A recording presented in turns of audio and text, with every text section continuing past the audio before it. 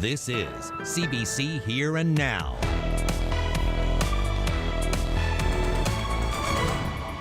Welcome to Here and Now. I'm Peter Cowan. You'll notice we're starting a little later tonight to accommodate CBC's Olympic coverage. Here and Now will also be a little shorter this week, just 30 minutes, but just for this week. Let's get to our top story. We begin tonight in Nain. 26-year-old Manasseh Bennett is facing second-degree murder charges. He's accused of killing a 50-year-old man in the community. Police responded to a report of an assault at a home on Friday night. They charged Bennett the next day. The RCMP Major Crimes Unit is now leading that investigation.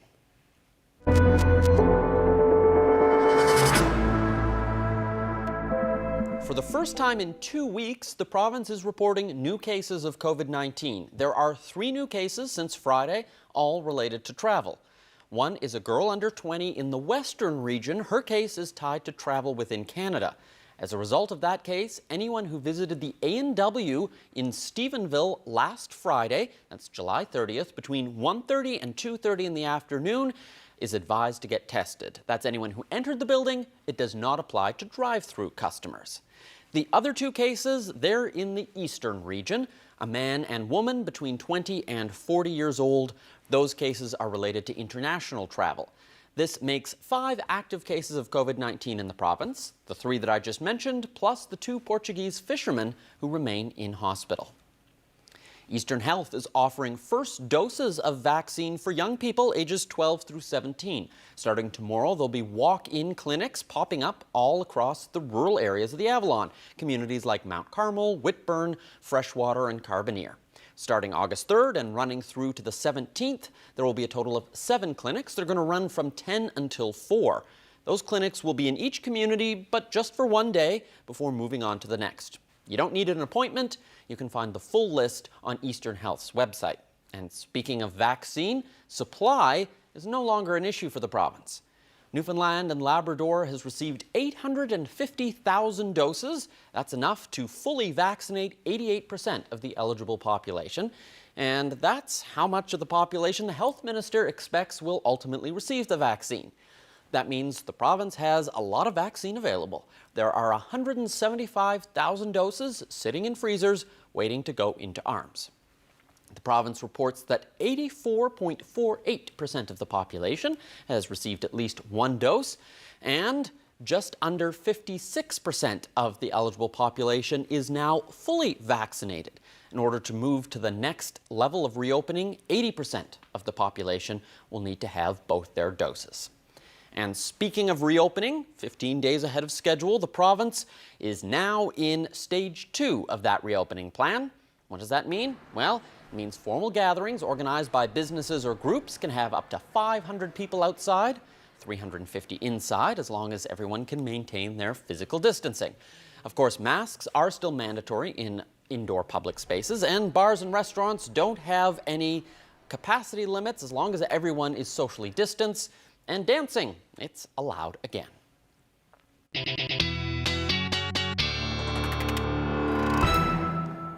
Well, beautiful start to the work week today. Take a look at some of these daytime highs across the province. Temperatures in the 20s for the island, even 27 degrees in Twillingate.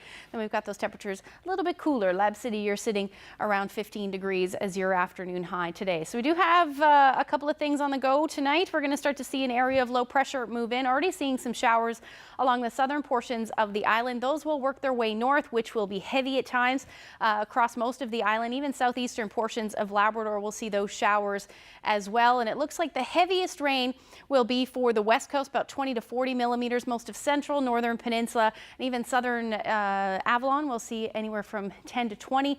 And most of eastern Newfoundland, or at least the rest of eastern Newfoundland, looking at about a trace to 5 millimeters. Temperatures tonight, 13 to 15 degrees. Some areas will see around 12. Winds will be the strongest as we get into the early morning hours, and your temperatures across Labrador about 8 to 9 degrees for the north and the west. That's a look at tonight's forecast. We'll look ahead when I come back. Thanks, Ashley. The Trans-Canada Highway between the Fox Trap and Holyrood access roads has reopened. The highway is back. It was reduced down to 1 lane in each direction. The stretch has been closed since Friday while crews replaced a culvert. Weekend drivers faced some significant delays and detours.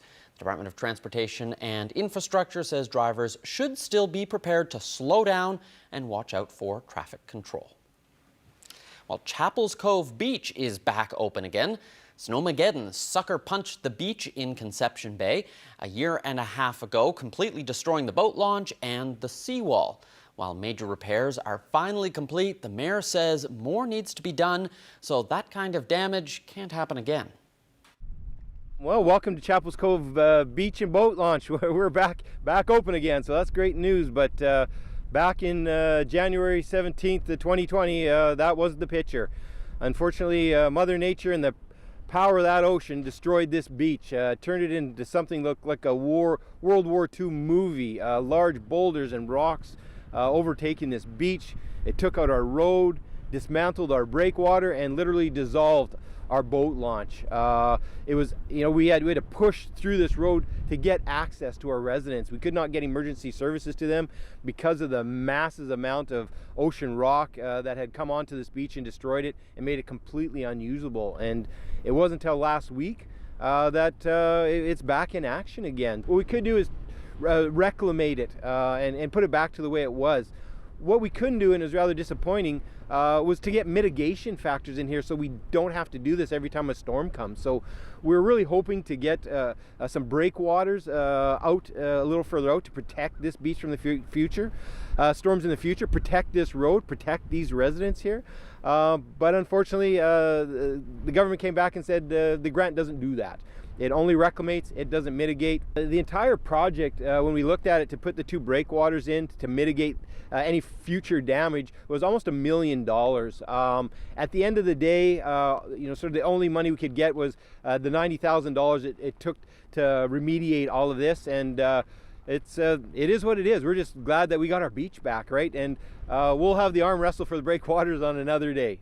We haven't given up yet. I would like to see the department responsible coming here and rebuilding the structure that would hold up this road. This, is not going to go away. It's only going to get worse as the planet heats up. We need structures built here to stop the water from coming up across the road, bringing sea, debris, logs, rocks. And you imagine you live here and you open your door and there is the ocean right at your doorstep, and it's a winter night. It's frightening. It's really scary. I mean, some work now and some planning now will ensure that this is taken care of for many years to come. Looking at the west coast now, the entrance of Corner Brook City Hall is plastered with intimate portraits. It's part of a photo exhibit that paired visual artist students from Grenfell with seniors in long-term care. The project began before the pandemic and, as you're about to hear, created some significant connections. This is an exhibition of photographs that students from the visual arts program took in our long-term care facility in Corner Brook, actually in fall 2019, just before the pandemic. Western Health reached out to our program. I teach photography primarily in the visual arts program, and it was an opportunity to bring our students closer to members of our community. And I was fortunate enough to speak with Gerald Allen. I was really interested in his stories and when I went to talk to him at first, so I was happy eventually when I got to get paired up with him and learn more about him. He was pretty cool. Like, he had a lot of cool stories, and he was really passionate about a variety of different things. Like, he spoke a lot about God, and he told me a lot about his family. Like, he was really cool when I got to talk to him. Our students really responded to that element of the vulnerability of the space, and having to work very kind of judiciously and thoughtfully to gain the trust of the residents and the family and their families too, because this is a collaborative process where the families of the residents, along with the residents themselves, had to okay students spending time with them, and the possibility of that time the works being displayed in some shape or form. I was just really interested in capturing his presence, and like, so I sat him in front of the window and I just loved the lighting in the photo. And when I snapped it, I was like, oh, this is awesome. And I showed it to him after, like, I wish I would have got to show it to him after the fact, but I think he would have enjoyed it. Met with him that first day, and then I only got to meet with him a couple of other times before, unfortunately, he passed away. I was pretty upset when I had learned the news, and like, I really wanted to find a way to memorialize these times with him, because in the only couple of times that I got to know him, I felt like I had some kind of connection. We wanted to share them in public space because these were members of our community that we don't often get to see. And I think that obviously, like, COVID has brought into sharper focus the way that we care for the vulnerable members of our community or our elders. And this was a real opportunity to make it, incredibly accessible, visible from a number of different vantage points. Yeah, like, it's a really good opportunity, especially since we're students. Like, we're branching out, and some of us want to become artists one day, and this will look really good if the university where we get our education gives us the opportunity like this.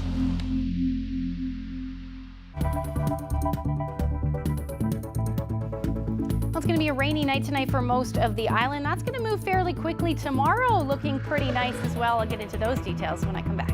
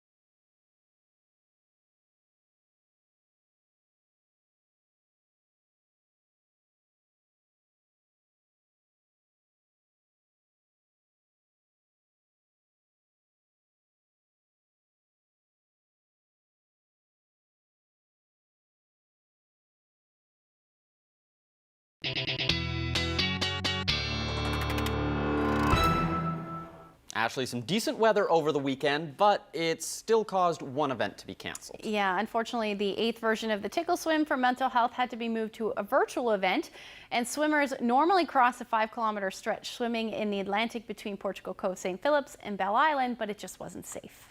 Yeah, let's take a look. Instead, some dedicated swimmers braved Octagon Pond in Paradise instead. Yeah, and it's all to raise money and awareness for the Canadian Mental Health Association in this province, and they even beat their own goal of $25,000, so congratulations. But they still have another shot. The Little Tickle is a 1-kilometer swim along Topsail Beach in CBS, perfect for new or younger swimmers. That fundraiser is still set for later in the summer. Well, Ashley, speaking of events that are weather dependent, it's Regatta Week. So everyone, they're not going to be spinning the cash wheel this year, but they will be spinning the roulette wheel to figure out whether or not they're going to get the holiday on Wednesday. So how's it looking right now? Well, honestly, the weather looks fantastic as far as sunshine goes. Temperature is really warm. Let's take a look at that forecast. So far, look ahead, but it's the winds that might be an issue this year. Looking like we'll see gusts somewhere between 40, 50, even maybe 60 kilometers per hour through the afternoon. And but overall, like I said, temperature's fairly nice, 24 degrees. Does look like the weather will get much better though on Thursday. So if it doesn't go on Wednesday, it definitely looks like it should go on Thursday, just thanks to the winds or lack thereof. So before we get there, though, it is going to be fairly rainy over the next 24 hours. This area of low pressure is going to move up, and we're going to bring a warm front with it. That's going to bring some showers, which will be, or at least rain, which will be heavy at times as we get into the overnight. For most of the island, even southeastern Labrador, we'll see that as well. And it'll move through fairly quickly. By the time we get to the morning, the north coast will be the only place that really sees the heaviest showers, and that will move off fairly quickly. However, some showers will roll through Labrador, even the risk of some thunderstorms as we get into tomorrow for you, and then increasing cloud for the rest of the Big Land with those showers rolling through as well. But it will be a beautiful afternoon once those showers clear for most of the island. And as far as those temperatures go, another beautiful afternoon tomorrow, 20 to 23 degrees, a little bit cooler along the south coast. The winds will be the strongest. They'll be out of the southwest, and then they'll shift to northwesterlies in the east, but 40 to 70 kilometers per hour, and eventually they will ease as the day goes on. Winds in the west will be out of the southwest, about 20 to 40 kilometers per hour. And then temperatures will be the coolest for the north and Lab West tomorrow, about 16 degrees, a little bit warmer as you head towards the southeast. Temperatures sitting somewhere between 20 to as much as 24 degrees. So there's that area of low pressure that's still going to bring some showers for most of the Big Land as we get into Wednesday afternoon. But Wednesday, as far as weather goes, looks fairly nice right across the board, at least for the island, and even into Thursday. That area of low pressure moves off, keeping things fairly quiet. Area of high pressure just to the south. And then as far as Labrador goes, you'll see a few showers roll through, mainly the northern portion as you get into Thursday. But other than that, not a whole lot happening. As we get into Thursday night and into Friday, that's when we're going to start to see things become a little bit more unsettled again across the island. So temperatures on Wednesday, fairly nice, 20 to 25 degrees for most of the island. Up across Labrador, you're looking at temperatures between 17 to 22. And then they're going to really start to warm up as we get into Thursday. Certainly looking like we're going to see high 20s, and we'll see a return of that humidity as well as we get into Friday, it looks like at this point. But showers will move in as the day goes on for the south coast. After that, Friday looking a little bit unsettled for St. John's and eastern Newfoundland. 23 degrees. We're not going to see quite that heat, but it'll still be fairly nice. 24 degrees as we get into Saturday. And then for central Newfoundland, there's your warm up. Temperatures into the mid to high 20s as we get into Friday and Saturday. Again, a little bit unsettled for Friday, but you'll still see some sun at times. And then western Newfoundland looking absolutely gorgeous. Sunshine, 25, 24, even 26 degrees. Like I said, for your Thursday. Eastern Labrador, look at the temperatures as we get into Friday. 29 degrees, a little bit of a drop as Saturday rolls through, but you're going to see your temperatures in and around 20 degrees. And then for Western Labrador, unsettled to start the weekend, it looks like. Both Friday and Saturday looking at showers, and temperatures will dip a little bit as you get through the day on Saturday as well. Want to share this photo with you. This is a mirror image in Triton. Sharon shared that shot with us. And if you have any weather photos you'd like to share with us, send them to nlphotos@cbc.ca. Well, did you get out for a hike today? By the sounds of Ashley's forecast, a lot of the province is going to have some pretty nice weather this week. The East Coast Trail Association is seeing more first-time hikers during the pandemic. So here are some do's and don'ts for the next time you hit the trail. There's been a lot of new hikers heading out on the trail and exploring it and encountering new paths and all that good stuff. Some of the issues that we've been seeing is people aren't prepared for what they will be seeing on the trail. So there's a few tips that we have to help them with that. The first one would be to plan as best you can. So that's knowing your route, knowing where you're going to go, how long you're expecting to be out.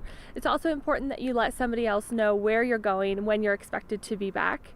It's also really important to make sure that you have the right footwear on so that when you're out on the wilderness trail, your feet are protected and you're keeping yourself safe. Another tip is to make sure that you are respecting the communities, and that leads into tip number 3, which is leave no trace. So whether that's your orange peels, your snack wrapper, moving rocks, you want to make sure that you leave it better than you found it and really leave no trace on the trail.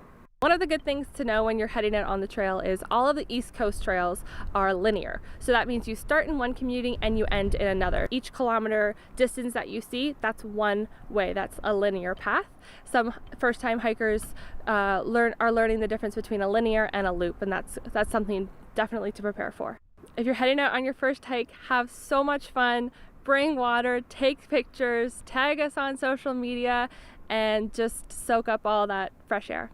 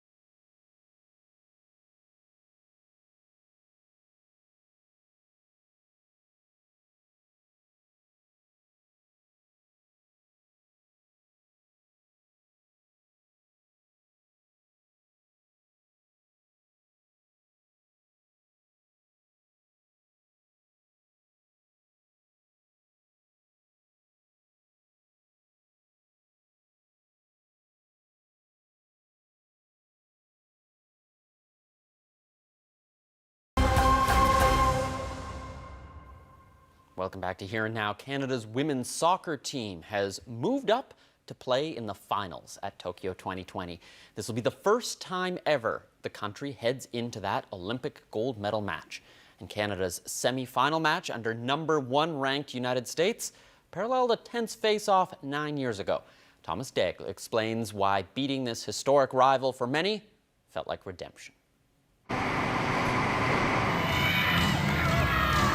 They've been here before and have rarely come out on top. Canada's women's soccer team facing the Americans, arch rivals they haven't managed to beat in 20 years. This time, in a virtually empty stadium, every kick and every stop echoed through the stands, as if to reflect the weightiness of this particular match. After all, you could say these two teams have a history. At the London Olympics 9 years ago, it was questionable refereeing and an infamous penalty kick that propelled Team USA to victory. Fitting then that this time a penalty went to Canada, and Jessie Fleming made the most of it.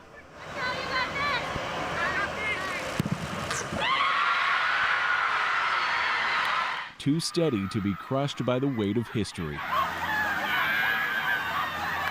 In that moment, I was just thinking, like, just hit it properly, hit it where I want it. I wasn't really thinking about anything else. As the final whistle blew, the results sunk in. Canada's biggest ever Olympic soccer victory and a bruising disappointment for the World Cup winning Americans. After the initial shock, though, came this. No, thank you. Good luck. Thank you. Good luck. Go win it. You know, now that they beat us, go get that gold. If anyone can appreciate the weight of this moment, it's Christine Sinclair, the face of the Canadian team through ups and downs, now more confident than ever in her squad and the impact they're having on the game back home. I honestly never thought we were going to lose, and that's the confidence that we have as a team now. Canada will face Sweden Thursday night Canadian time in the gold medal game. But Captain Christine Sinclair is already thinking about the future and how this experience might move Canada one step closer to having its own professional women's soccer team at home. Thomas Daigle, CBC News, Kashima, Japan. And staying with the Olympics, U.S. gymnastics superstar Simone Biles is back. A week ago during the team finals, Biles stumbled on her landing. She withdrew from other events, saying she wanted to focus on her mental health, that she had been disoriented. Well, tomorrow morning is the beam final, and Biles will be there. She won bronze on the beam back in 2016 and is widely regarded as the best gymnast of all time. Now we also have to mention Ellie Black of Halifax will be competing in that event for Team Canada. She's returning after an ankle injury, so good luck to her. And that's it for Here and Now tonight. Appreciate you spending part of your evening with us. Of course, it is going to be a shorter Here and Now throughout the rest of the week. Hopefully you can join us again tomorrow night. Ashley's keeping a close eye on that weather forecast for Regatta Day Wednesday for the St. John's area. So we'll let you know whether or not you can be out drinking and playing regatta roulette tomorrow night. So tune in, 7:30 Island time. That's it. Have a great night, everyone.